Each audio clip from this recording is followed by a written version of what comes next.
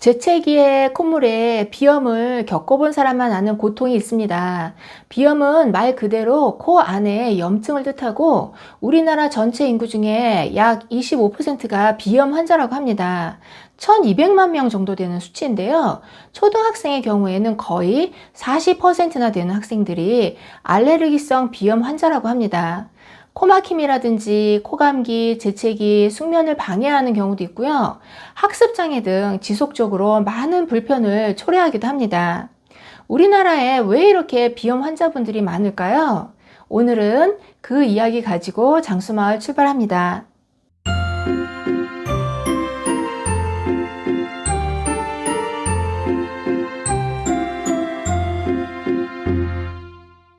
안녕하세요. 건강한 장수를 위한 모든 정보 장수마을입니다. 코를 주관하는 장기가 바로 폐이고 폐가 약하게 되면 코에도 문제가 많이 발생하게 된다고 합니다. 비염의 원인부터 살펴보면 비염의 증상을 유발하는 원인에는 크게 구조적인 원인과 기능적인 원인이 있습니다. 구조적인 원인에는 비중격 만곡증이 있는데요. 우리 오른쪽 코와 왼쪽 코를 나누어주는 가운데 막이 있습니다. 그거를 비중격이라고 하는데 그게 삐뚤어지거나 굽어지게 되면 비염이 발생할 수가 있습니다. 또 하비갑계가 비대해지는 경우가 있는데요. 쉽게 풀어서 말씀드리면 코 내부를 비강이라고 부릅니다. 그 안쪽에 비갑계가 상중하로 나뉘는데 아래쪽 콧살이 붓거나 비대해진 상태를 말하는 것입니다. 다음으로는 비밸브가 좁아진 경우인데요. 즉 우리가 코평수라고 하죠. 코 뿌리 쪽에 떠받치고 있는 부위가 밑으로 내려앉아서 좁아지게 되면 코평수 자체가 줄어들겠죠. 이때 비염이 발생하게 됩니다. 마지막으로 코 안에 물혹이라든지 종양 등에 의한 것일 수도 있습니다. 또한 기능적인 원인으로 분류를 하자면 알레르기성 비염, 혈관 운동성 비염, 또 약물성 비염, 호르몬성 비염, 감염성 비염 등으로 나눌 수 있습니다. 그렇다면 내가 비염인지 아닌지 알아볼 수 있는 방법이 필요하겠죠? 몇 가지 설문을 드려볼게요. 첫 번째, 코를 자주 비빈다. 두 번째, 코를 킁킁거린다. 세 번째, 코를 훌쩍거린다. 네 번째, 콧물, 재채기 등 감기 증상은 있지만 발열 통증은 없다. 다섯 번째, 감기가 잘 낫지 않는다.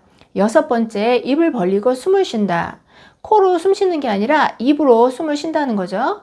일곱 번째는 코피를 자주 흘린다. 여덟 번째, 잘 때 코를 곤다. 아홉 번째, 코 주변이나 밑이 푸르스름하다. 열 번째, 아침 저녁에 기침을 많이 한다. 11번째, 콧물, 코막힘이 2주 이상 지속된다. 11가지 항목에 대해서 말씀을 드렸는데요. 몇 개가 해당되는지를 확인해 보시기 바랍니다. 이 11가지 항목 중에 3개 이상이 해당된다면 비염이 시작됐다고 보시면 되고요. 5개 이상은 비염이 진행 중에 있는 것이고요. 8개 이상이면 심각한 비염 환자로 보시면 됩니다. 비염은 수술을 해도 재발하는 경우가 많습니다. 관리를 잘하고 잘 유지하는 게 중요하겠죠. 그런 의미에서 비염 관리법에 대해서 말씀드리도록 하겠습니다.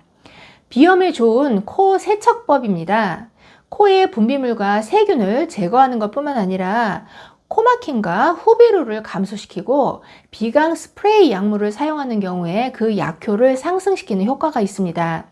비강 스프레이는 코 안에 이렇게 칙 뿌리는 약물을 이야기하는 것입니다. 코 세척을 하려면 여러 가지 준비할 것들이 있는데요. 기본적으로 식염수 50cc 이상 되는 주사기, 이런 주사기는 약국이라든지 아니면 인터넷을 통해서 쉽게 구매가 가능하기 때문에 이런 것들을 준비하시면 됩니다.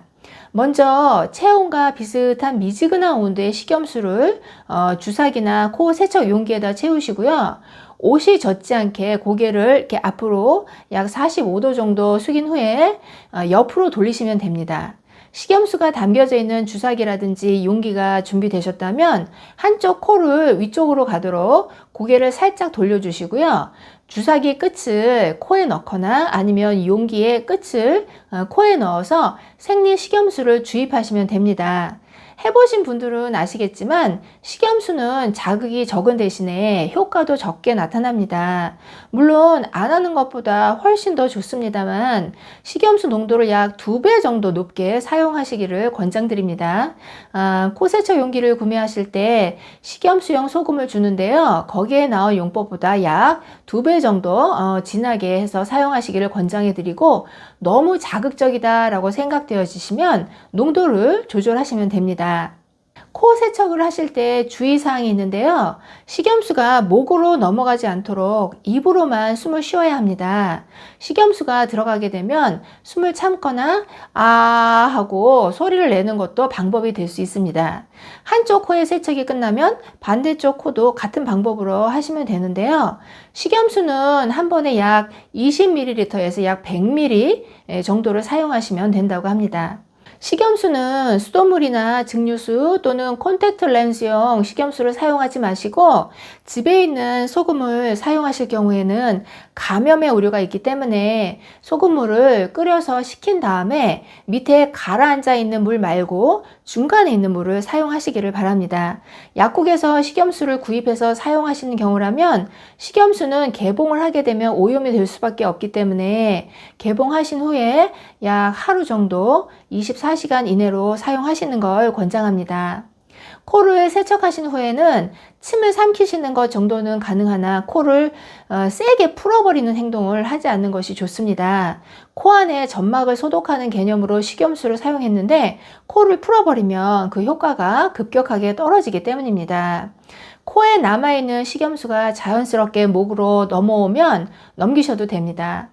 그 다음 비염 완화 방법은 귀에 과산화수소수를 넣는 것입니다.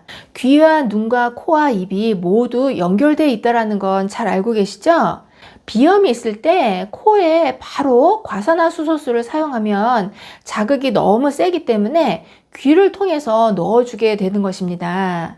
아주 쉬운 방법이고요. 면봉에 과산화수소를 묻혀서 귀 안쪽에 바르는 것인데요. 처음에는 이 귀 안에서 사이다가 터지는 소리가 이게 팍팍팍 나는데 안심하셔도 됩니다. 하루에 3번 한 3일에서 일주일 정도 해보시면 코가 훨씬 더 편해지는 것을 느끼실 수가 있는데요. 과량으로 넣으시려고 하는 분들이 계시는데 절대로 그렇게 하시면 안 됩니다. 반대로 중이염이 있을 때도 소금물 가글을 하거나 코 세척을 하는 것만으로도 중이염에 도움이 될 수가 있습니다. 그리고 비염에 좋은 음식들이 있는데요. 시금치, 브로콜리 등 녹황색 채소가 도움이 될 수 있습니다.